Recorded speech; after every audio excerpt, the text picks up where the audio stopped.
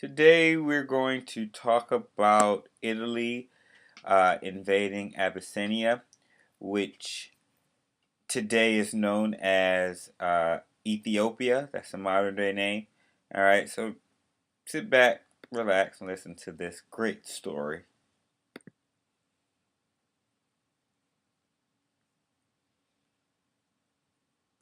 All right, so we're still here in the interwar period, and of course, Italy, like other countries around, like Japan, sort of going to have this increasing militaristic aim, the expansionist policies. So we all know that Italy left the First World War upset, as well as Japan, and of course they were dissatisfied with the amount of territorial lands that they gained as a result for fighting on the Allied side of the war. All right. Now, after the war, it marked a lot of instability that was going on in Italy. And of course, the country tried to cope with the economic problems and tried to find solutions for, the large amount of people that were unemployed, hungry, and unemployment sort of just rose rapidly. And so this is going to cause for your extremists, your left-hand group, sort of to take control. All right. And so Mussolini's fascist party, or you'll see it referred to as the Black Shirts, they emerged as the dominant group. And by 1926, he was an established dictator in Italy. All right. Now, he did put into practice extreme policies. All right. Really, there was no political opposition and no other political party at all that existed. All right. And one of the things that he did do, though, of course, no fascist dictator, as much as we have like this, we may have this bad view of sort of what they stand for. The people sort of were looking for a means to end the unemployment and the rapid um, inflation and economic problems that were going on in Italy. All right, so he did take control of the economy and he controlled the working conditions and paid prices. All right, everything was controlled by law. He built roads, and as you see here, railways were electrified, hydroelectric power, and he built the armed forces up. All right, and like I said before, he had to keep to stay in power. He sort of used violence, of course, to crush any opposition. All right. Now, the Great Depression is going to hit, and Italy was no different than other countries that were badly impacted by this Great Depression, and unemployment rose. Mussolini turned to, of course, foreign adventures, these expansionist policies to sort of take the Italian people minds off of the troubles at home, the economic problems. All right. So Italy is going to invade the African state of Abyssinia. Like I said before, it's the modern day term for Ethiopia. And of course, this was one of the few uh, African states that were not colonized. All right, and this was a poor, undeveloped state in Northeast Africa.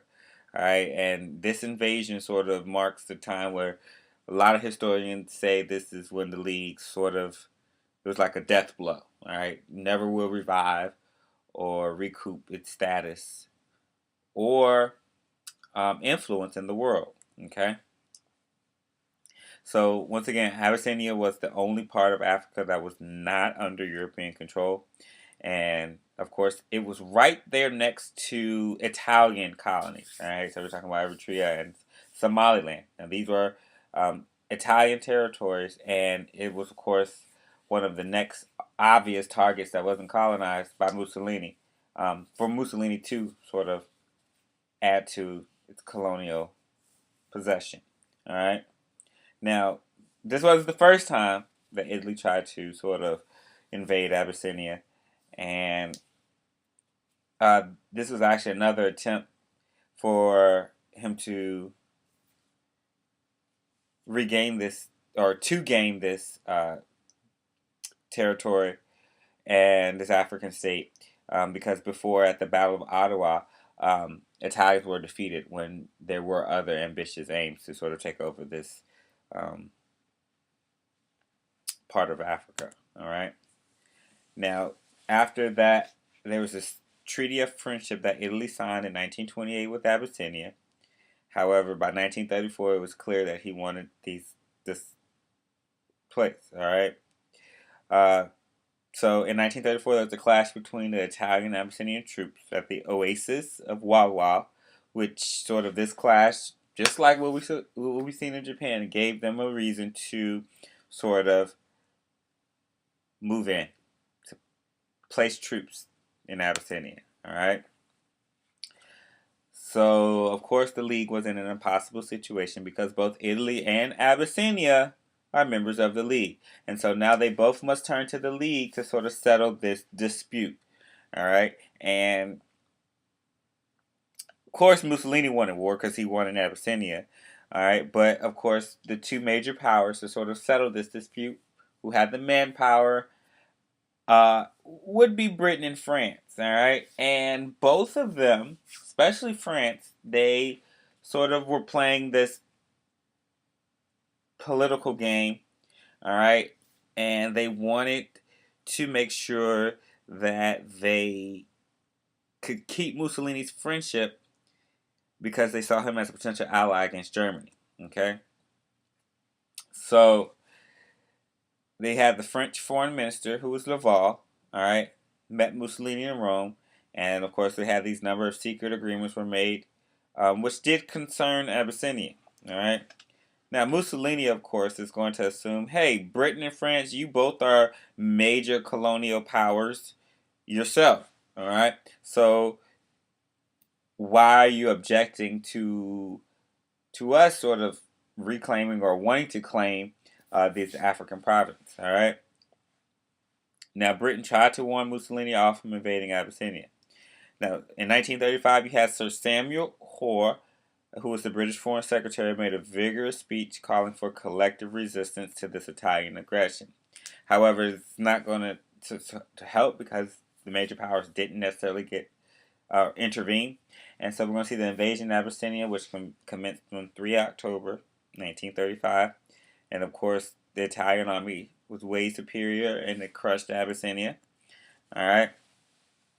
Of course, the League condemned Italy's aggression, but and it opposed sanctions. All right, by which all the members of the League would not trade with Italy, but there was no mention of like specific goods that couldn't be traded. So basic war materials such as coal and iron, that wasn't part of the economic sanctions that they sort of placed on them.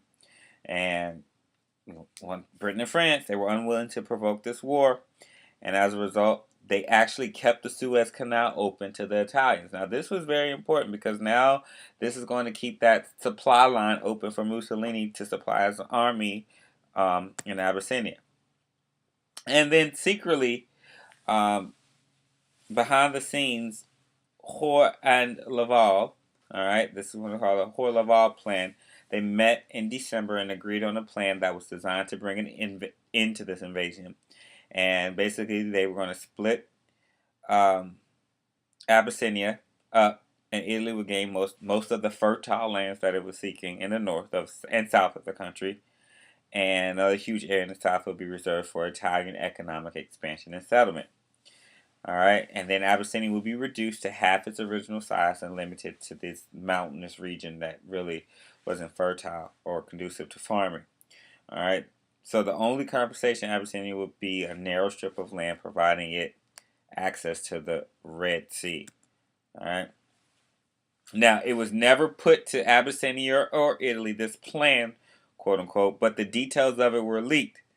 And this caused a public outcry, sort of, because this was giving sort of Italy the green light that it was okay to do this and that Britain and France weren't really going to make a big stink or fuss about this invasion.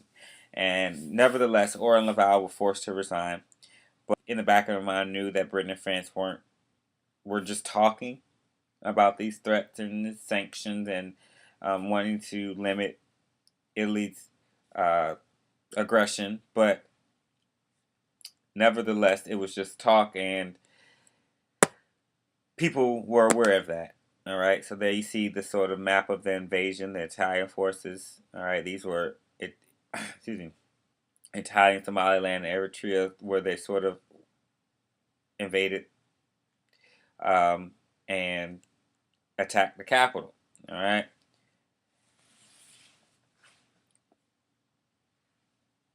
So May 5th, 1936, the Italian troops entered the Abyssinian capital, and 3 days earlier, the Abyssinian Emperor Haile Selassie, he fled the country and he traveled to speak with the Assembly of the League. He gave details about the events of the war and sort of how it happened, and he protested against the failure of the League to deal with this invasion, which is very crucial because they did not sort of deal with this. They kind of just let it happen.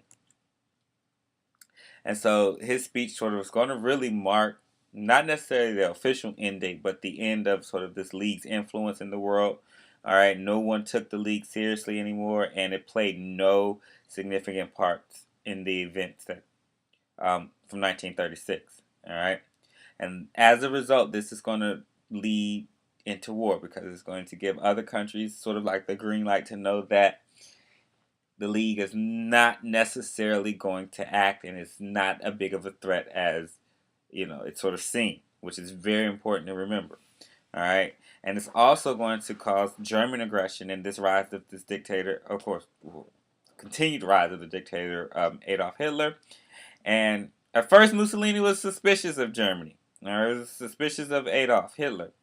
All right, but in 1936, right after this, they're going to have this agreement known as the Rome-Berlin Axis, which marked the first move towards an alliance with Italy and Germany in the Second World War. All right, so there we have it, my friends.